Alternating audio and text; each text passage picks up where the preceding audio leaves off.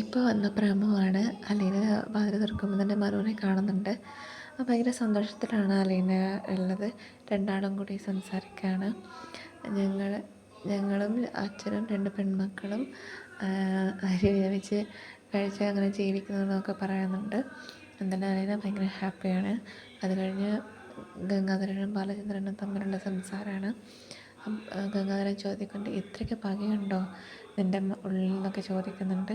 അപ്പോൾ ബാലചന്ദ്രൻ ചോദിക്കുന്നുണ്ട്, എവിടെ നിന്ന് കിട്ടി ഇതുപോലത്തെ ഒരെണ്ണത്തെ എന്നൊക്കെ അങ്ങനെയൊക്കെ ചോദിക്കുന്നുണ്ട്. പകയുണ്ടോ എന്നൊക്കെ ചോദിക്കുമ്പോൾ ഉണ്ട്, എനിക്ക് പകയേ ഉള്ളൂ എന്നൊക്കെ പറയുന്നുണ്ട്. അത് കഴിഞ്ഞ് ഗംഗാധരൻ താഴേക്ക് ഇറങ്ങി വരുന്നതാണ്.